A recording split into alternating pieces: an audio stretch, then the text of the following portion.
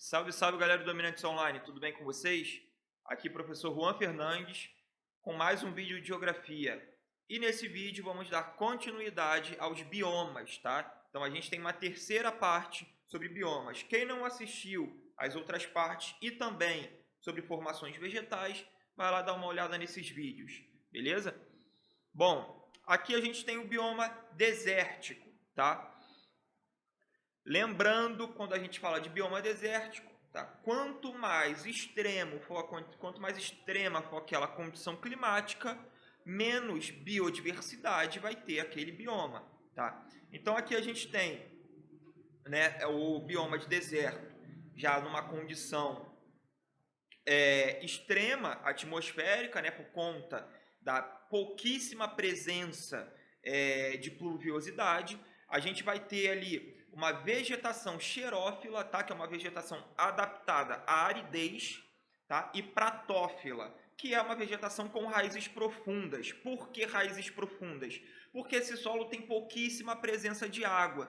Então essas raízes precisam penetrar muito nesses solos para conseguir buscar água e nutrientes para manter a vegetação viva, tá? A gente vai ter um índice pluviométrico de 200, em média, né, 250 milímetros anuais, então é um índice pluviométrico muito pequeno, tá? A gente tem na América, né, a presença de desertos. A gente tem deserto do Atacama, a gente tem deserto do Saara, tá? A gente tem o deserto de Gobi na Ásia. A gente tem, por exemplo, os desertos da Austrália, né? Quem aqui já ouviu falar no famoso restaurante Outback, né? Outback é um restaurante que não é australiano, mas ele é inspirado nas paisagens, né, dessas áreas semiáridas e áridas da Austrália, tá? Então a gente vai ter esses desertos espalhados pelo mundo. É importante a gente lembrar que a gente tem desertos quentes e desertos frios, tá? Dentro dessa mesma perspectiva, beleza? Os desertos frios apresentando bem menos biodiversidade, principalmente do que os desertos quentes, tá? Aqui a gente vai ter nos desertos quentes, né, roedores, escorpiões, camelos, dromedários, tá? A gente tem também no deserto a presença de oásis, que são, né, algumas áreas onde a gente tem um afloramento de água desse lençol freático, tá, possibilitando ali, por exemplo, algumas vegetações, né, com um porte um pouquinho, né, maior. E aí a gente vai ter ali algumas palmeiras, alguns arbustos de porte pequeno, mas uma vegetação ainda assim bem pouco desenvolvida, tá? A gente tem a savana. Quando a gente fala de savana, a gente tem que lembrar basicamente do Rei Leão. Quem nunca assistiu esse filme, por favor, assistam, que é uma importante referência, tá, galera? Lembrando que, né, o leão é um animal típico de savana. O leão não é um rei da floresta, tá? O leão não vive em floresta. A gente vai ter a savana com duas estações bem definidas, uma estação úmida e uma estação mais seca.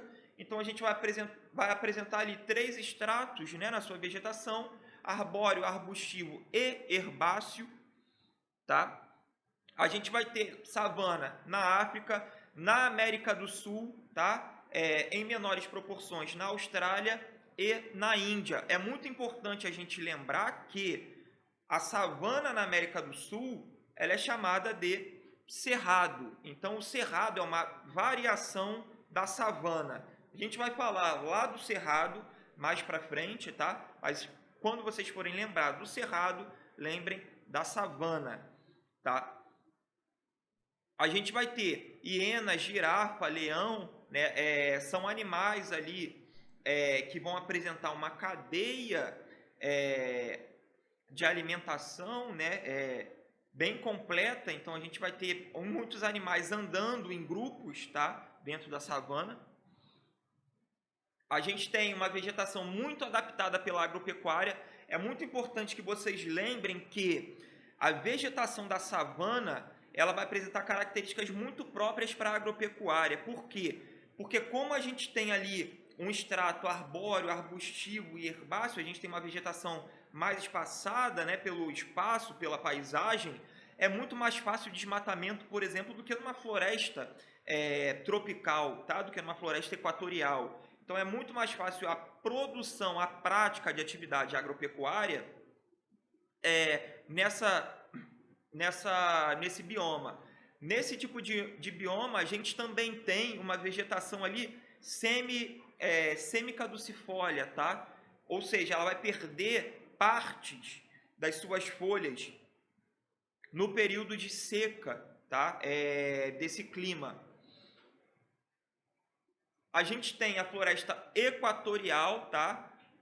Também floresta tropical. A floresta tropical é uma floresta equatorial, onde a gente vai ter regiões quentes e úmidas, tá?